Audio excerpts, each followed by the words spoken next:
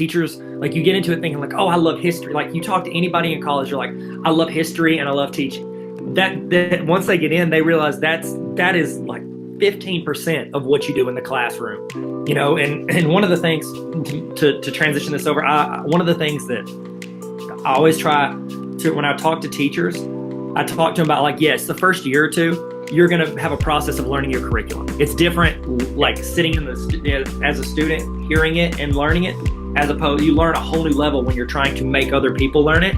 I said, you're going to learn your curriculum. But once you learn your curriculum, your homework is no longer, okay, how am I going to teach this? No, you know how to teach it. Your homework becomes learning about your students. I always say, like, the first day when you find out about your students, get to know them a little bit. You know, you do the little thing like, you know, what's your parents' email, what's your parents' contact, you know, fun fact about yourself. I always say, throw in, what's your favorite Instagram account to follow?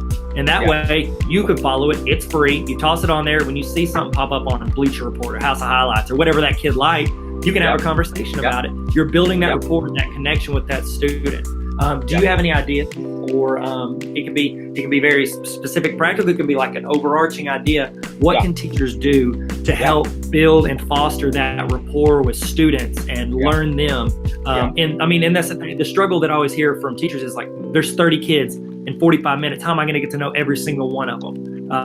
Do you have any advice? Or so I'm gonna go back real far, and then we'll bring it back to something different, because I don't know how to not think this way. So the first thing you need to do is you need to go to counseling. You need to be as healthy personally as you possibly can be, because you are thrusting yourself into an environment where you are caring for the hearts and minds of developing human beings, and you've said that's your passion. And if you are unhealthy, you do not have the capability. You cannot strong arm your way through your own doubt, fear, obstacle, and insecurity.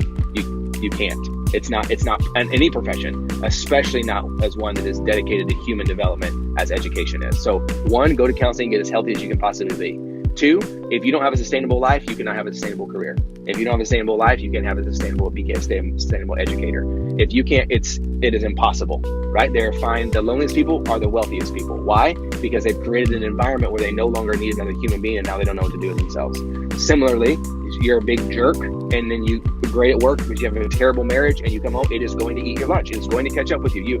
So there's a lot of that pressure, and I don't have enough time. Well, it's because you spend 40% of your time thinking about something that you need to find clarity and help and healing through, that if you did, you wouldn't spend your time on, and then now you would have a capacity to do something you did before. But the insecurity that's been feeding you enough that you can eat to your family reward, when really all of that is a lie. And Stephanie, who's sitting across from you, who idolizes everything about you, is waiting for you to say, hey, Stephanie, how are you? And when you say good and have a conversation, and you can breathe development and value into her life outside of her performance, but in her being, all of a sudden there's a switch that changes.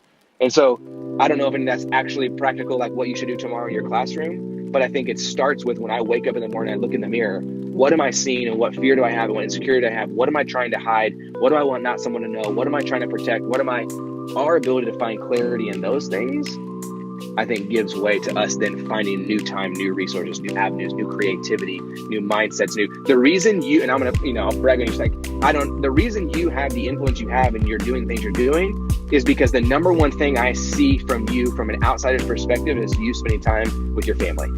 Because that's your grounding, that's your peace. That is a place where you go back and say, my soul is restored. I will go to work, and I will work 180% right now, because I am all in, because I've spent my time someplace else where my heart has been renewed, and it is healthy, and it is good, and it is that's not by accident.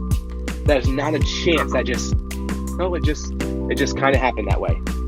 That's what makes it good. That's what makes it sustainable. That's what makes it healthy. That's what makes it. And so for me, like, that has to be the first place.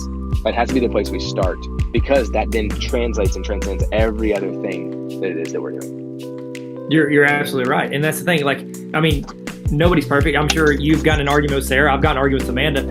Whenever it's not settled and you go to work, your mind is not fully there. You can't put like all your mind. You're not thinking like, oh, I wonder how Johnny's doing or how Sally's doing in the second row. Or they're not acting themselves. I need to talk to them after class or chat with them or ask them about them, because in your mind, all you're thinking is like, gosh, I wonder what I could have done different, or I wish I could do this, or I need to contact her. You like when your mind's there, your presence is not with your class, and so that's incredible. I wish that they had a counselor for students and a counselor for teachers at every school. That way they can sit there and do that. And again, that to me as an outsider, because I'm not too close, that I get blinded by things. Why don't we? Why don't we have a place where a teacher can go in their off period to have a conversation with someone who's so invested in their development, because we know that they're outpouring every ounce of their energy and their desire and their passion to that group of students every day? Why are we not supporting that? Why are we not that's like it just seems like a no-brainer. Oh, absolutely. Like after talking to you, it's like if I ever switch back into public ed and become a superintendent, like that's like, I'll call it, what is it, a chief heart officer? And then what they call them, just walk around and make sure people feel good or listen to them, process. And if it's something they need to address with me, great. If it's someone else, do it. Like try to make people feel confident in what they're doing, and also have I feel like so many times in jobs in an education, you don't have the freedom to talk to someone. Like you're afraid they're going to judge you or think you or put you in a box. Like someone they could talk to process it, help them get better, and then improve it, help them improve it. That's great. Right. So yeah, I'm definitely hiring them right now. I'm just kidding. Great. I'm in. So that person needs to be hired no matter what.